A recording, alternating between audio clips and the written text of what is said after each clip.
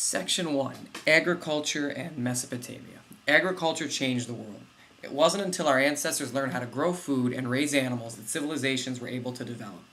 All of the cool modern technologies and comforts that we enjoy today, roads, medicine, TV, cell phones, reading, would not have been possible if our ancestors went on chasing animals for the rest of their lives.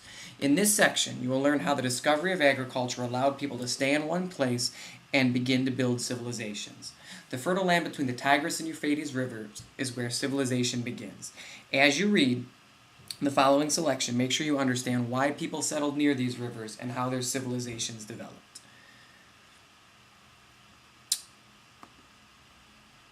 Hunter-gatherers, it's time to settle down and put your feet up. Don't keep trudging around chasing after the next meal. Discover the farming life.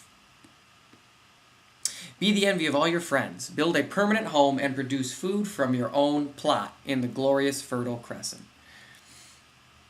Try the farming life.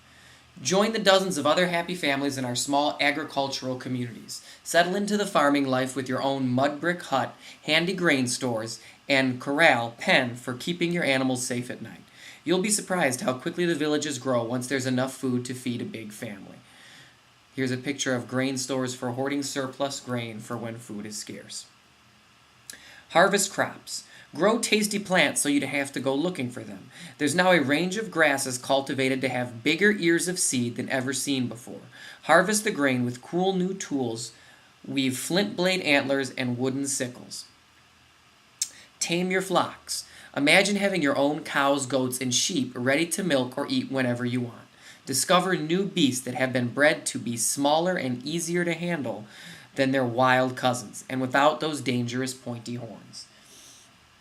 Once early people started to farm, they would pick the best plants that gave them the most grain, and they would slowly tame or domesticate animals so that they were easy to get along with and were able to produce lots of food. Fill your pots. Farming women just love the convenience of pottery. Coil pots can be used to carry liquids, boil foods, and store grain. Crafted from strips of soft clay, the pot is baked for hard in a roaring fire. If you prefer the hustle and bustle of a big city, why not move north to the settlement of Carahayuk, population of 5,000. Not everyone here needs to grow food all year round, and some farmers work part-time as potters or become shamans. Others trade obsidian, a black volcanic glass used to make cutting tools. Discuss it with your family. The choice is yours. Once there's actually enough food for everyone, people can start to specialize. That's when you end up with people who just build pots, just build tools, just raise animals. And this is also where you get permanent religious figures, where a shaman or a priest has the time to actually just devote themselves to religion. Land of plenty. As this map shows, the Fertile Crescent offers new farmers rich soils watered by the Nile River in the west and Tigris and Euphrates River in the east. So this map shows where all of these rivers are able to flood, allowing people to easily grow crops and farm. Mesopotamia.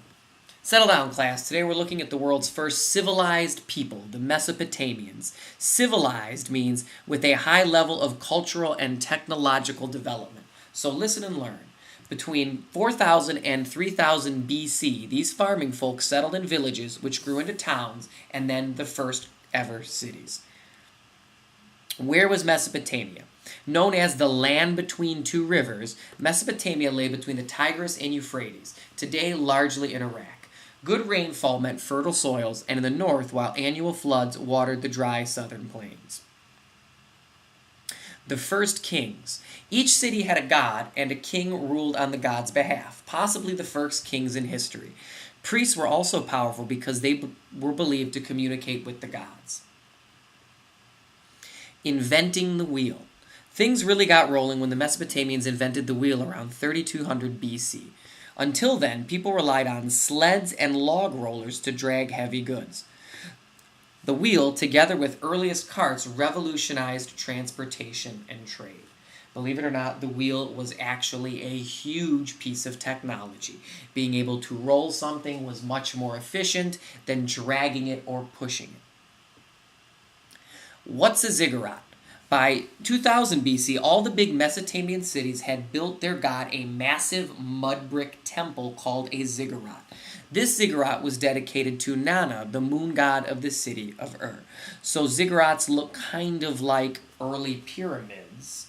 And the Egyptians are going to start to do very similar things, and like they got some of those ideas from these Mesopotamians.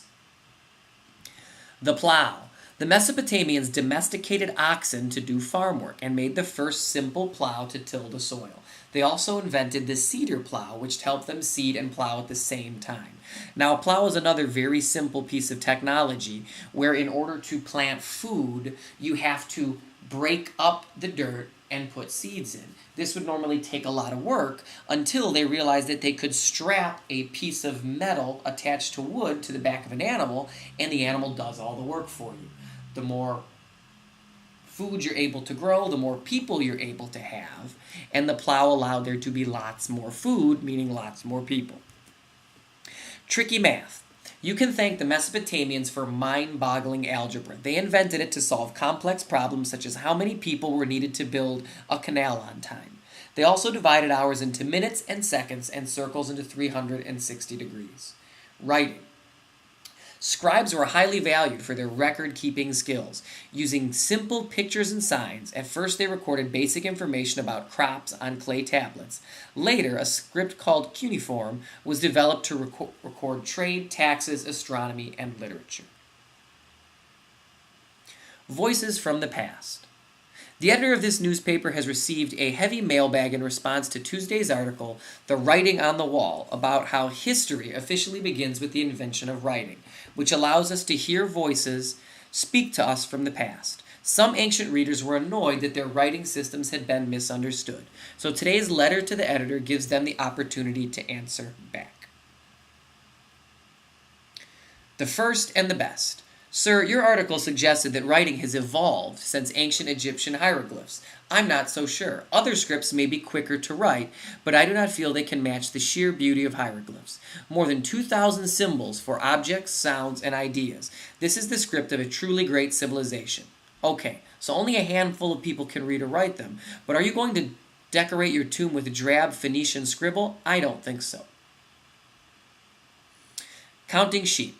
Sir, as a Mesopotamian farmer living near Ur, I would like to tell your readers how cuneiform script has changed my life. Before the blunt reed clay tablets, I found it impossible to keep track of sales and orders for my sheep and barley. Now, when I go to market, I pay a scribe to record the day's business in pictograms, picture signs. My wife is not happy about the number of tablets mounting up at home, but even she admits that the farm is running much more smoothly. Simply misunderstood. Sir, I wish to clear the air in your recent article about the story of writing. The author dismissed my culture's brief and elegant text as indecipherable. It could not be more simple. In the Indus Valley, we combine signs and pictures, reading from left to right. We might not have lengthy texts, but our script of hundreds of different signs has served our civilization well, labeling seals, pottery, and copperwares. I would suggest that the problem lies with the limited brain power of your reporter, not with the script. Heaven and earth. Sir, much in the way that oracle bone script communicates between heaven and earth, I am writing to you from China. I had considered etching the shoulder blade of an ox, but thought that this turtle shell had more room for my pictograms. I felt that your article did not explain the purpose of our script. I'm sure your readers would be interested to know that we write questions to the gods on ox bones and turtle shells, and then burn them. A priest studies the cracks that appear to give the gods reply. An international alphabet. Sir, it will take all 22 letters of my alphabet to say how much I enjoyed your article on the role of the Phoenician alphabet in the development of writing. The potential of a system designed to represent sounds may seem obvious now, but it was the Phoenicians who really made it work. I don't like to brag, but so many scripts, such as Arabic and Hebrew, are descended from the Phoenician alphabet. We deserve proper recognition. Olmec outrage. Sir, I was outraged at your reporter's suggestion that civilizations of Central and South America were slow to take up writing. If he had done his research properly, a reporter would have discovered that we Olmec have a symbolic script, which we believe to be the first in the area of the Americas. Rock is pretty rare in these parts, so we often inscribe on less permanent materials like wood. However, just because there is little evidence of our script does not mean it did not exist. I would recommend your reporter take a trip to Kazakjal near San Lorenzo, where I know they have been writing in stone since 900 BCE. Ha! If you look here at this image, it shows you from the earliest history what these writings looked like. You have early Egyptian hieroglyphs, you have cuneiform, which was actually formed in wet clay and then allowed to dry. You have early Indus Valley scripts that were carved, and then you go down into Chinese oracle bones that were actually cut inside turtle shells and were used to communicate with gods. The Phoenician alphabet that starts to look much more like English language, and then here's that Olmec script that they mentioned, which still looks much more like pictures. The main idea here is that although some of the earliest writing came out of Mesopotamia and the Fertile Crescent, there were lots of other civilizations too who were all using some sort of writing in their own special way.